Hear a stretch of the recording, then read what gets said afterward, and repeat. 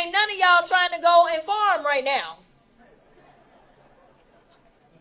Okay, so I'm lying. Raise your hands.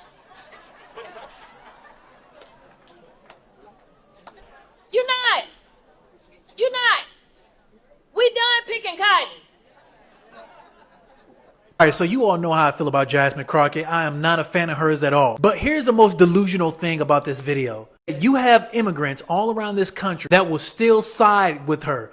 Though she said one of the most racist things a person can say, more racist than what people believe Trump has ever said. All you immigrants out there that ain't comprehending what was just said, she basically said immigrants are only good for one specific thing. A thing that blacks used to do 100 years ago. She's telling you all that you all are only good for that specific job. You all cannot keep letting this shit slide.